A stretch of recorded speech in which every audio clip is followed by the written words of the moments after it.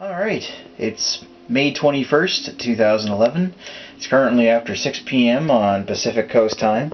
I'm pretty sure that, judging by everything at this point, that's the end of the world hasn't come. Except to my refrigerator. Yeah, tonight's beer, I've got Unibroue's La Fin du Monde. It is a Belgian-style strong pale ale, triple fermentation, created in the style of the Trappist triples. It is a 9% ABV beer. It gets its name from, let's see, actually there was a story that I read on it. It was said that they were having trouble at Unibroue trying to figure out the perfect name for this beer when somebody exclaimed, "Hey, it's not the end of the world." And La Fin du Monde means the end of the world in Francais, which is also, if you haven't noticed the big picture of Quebec on the front of the bottle. By the way, I am here. That the explorers used to refer, like French explorers back in the 1600s, actually used to refer to the Atlantic coast as the end of the world, because, well, I mean, at that point, hardly anybody had been even further than that, except for the natives. All right, so as I said, this is a 9% triple fermented beer. This is actually a type of beer you could store. The strong alcohol content and of course the bottle with the cork and everything makes it the perfect beer to stash in a cellar if you're into the cellaring of beer. One important thing to note is that when you cellar beer such as this, it's stored upright, standing on its end. I've actually got another bottle of this stashed away that I might crack open in a year or so. All right, yeah, let's give a crack it open. The little thingy. Should also say the little metal thing that holds the cork down has a Unibroue logo on it.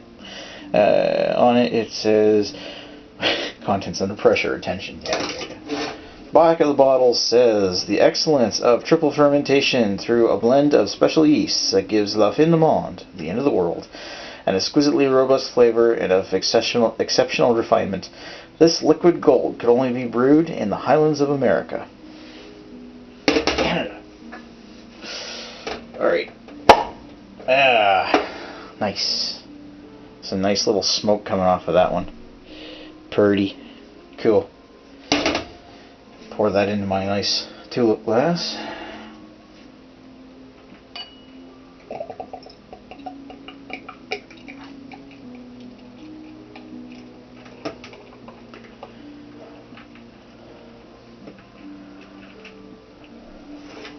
Obviously, I'm not going to get the whole thing in there.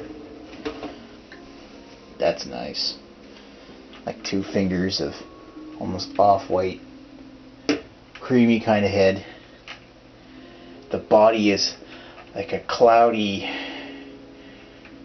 it looks almost tangerine or orange. It does kind of look like orange juice, to be honest. Very cloudy. You can see in the body of the beer, it's got a nice amounts of carbonation. Looks like a well-carbonated beer.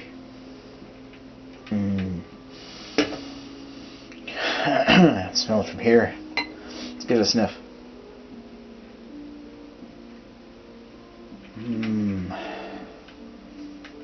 Nice hints of spices, and coriander, orange peel. Kind of like a pale maltiness to it. Maybe just a hint of alcohol in the aftertaste, but not the aftertaste. Yeah, like the very back, but almost not noticeable. I also detect a bit of like almost a musty kind of scent, but it's not unpleasing. It's got a nice smell to it. It's yeah, like.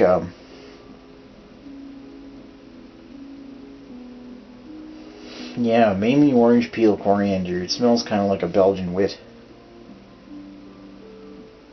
Unibroue specializes in making, like, it's a North American microbrewery, but specializes in the making of of Belgian-style ales.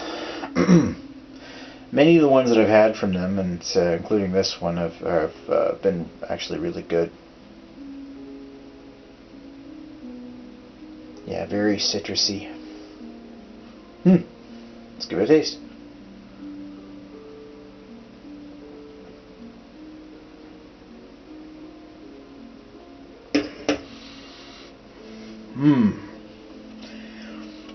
It's got that spicy citrus bitterness that actually hits you in the front of the tongue.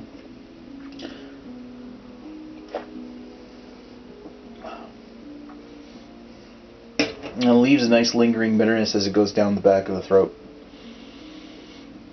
Very faintly you can detect some alcohol in the back, but it's almost not noticeable at all.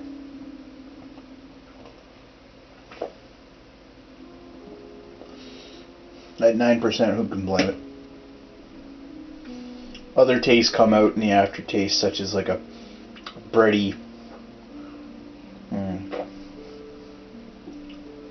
as it sort of leaves down, goes down the back of your throat. Almost a bready thing. It feels like it's on your breath.